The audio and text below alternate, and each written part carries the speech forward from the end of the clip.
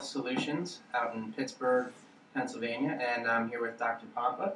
Dr. Pompa, thank you for being with us. Tell me a little bit, before we get into anything, tell me a little bit about your personal experience with toxicity and how that affected your life and kind of how you wound up doing the things that you do now. Yeah, it's got me into the patients that I treat. I specialize in neurotoxic mediated illness. Well, what's that? That's a big word. Okay. Fibromyalgia, chronic fatigue, sleep disorders, hormone disorders. Basically the stuff that most people can't figure out. I was one of them. I suffered with debilitating chronic fatigue, couldn't sleep, insomnia, digestive problems, anxiety, the works. And I went from being a normal person to that, literally pretty quick. That kind of came about because you were kind of called what would be called toxic. Yeah. And that's a big buzzword nowadays. Yeah. Right. And so you hear a lot about detox. Right. What's detox? Yeah, I mean, toxins can range. I mean, you have just general toxins from chemicals that we use every day, most of which, by the way, are in our own homes. We hear a lot about outdoor environmental toxins, but really it's the indoor toxins that make up most of what ends up in our bodies. There was just a new study, the Mount Sinai study, that they said basically even our children have 4 to 7 times the level of toxins than our adults. So this has become a modern day epidemic, toxins. However, we have big toxins like heavy metals, mercury from amalgam fillings, believe it or not, vaccinations.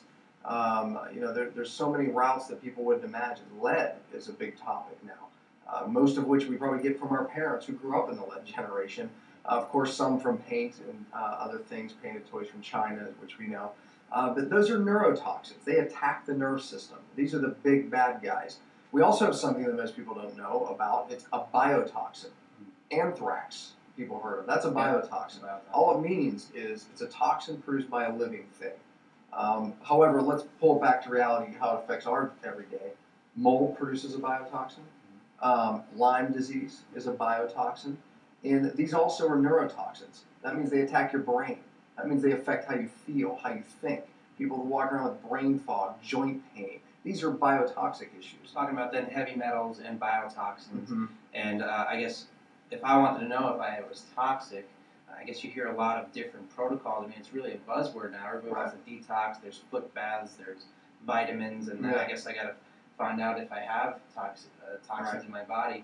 What tests are accurate? And then after that, I guess, what can I do to get these things out, and what things actually work out on the market today? How can I make sure I do the right thing? And it's important to talk about that because there's so many fads and scams out there, especially with detox these days.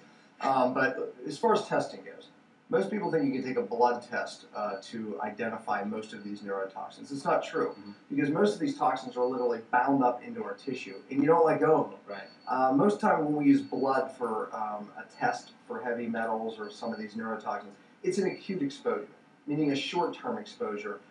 You're perhaps getting a work exposure somewhere at work. Most of what we deal with is chronic long-term exposure. That means, again, if you have amalgam fillings in your mouth for 20 years, these leach mercury to a degree, a small degree every day, which stockpiles and accumulates in your brain and in your body. So that's the thing that's not measurable unless you use the right test, where we actually give you a chelating agent that pulls the stuff out of the tissue, and then we test in the urine. So there's some blood work that we do for certain things, but typically for the heavy metals, it's always going to be a challenge with a urine test. Now, as far as these other things, as detox programs that you mentioned, the foot baths or the pads on the feet, that is what I call not true detoxification. True detoxification, number one, has to be at the cellular level. That's where the toxins are. So number one, you're going to have to fix the cell.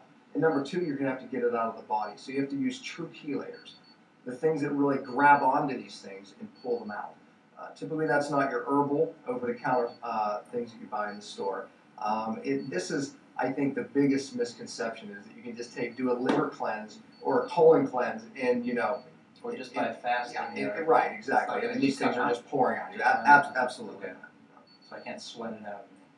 Actually, dry saunas, infrared saunas, it is a good way, a nice, safe way to detox. So there is some truth there. However, the stuff that's in your brain, you're going to have to use different types of chelating agents, all of which are oral and very safe.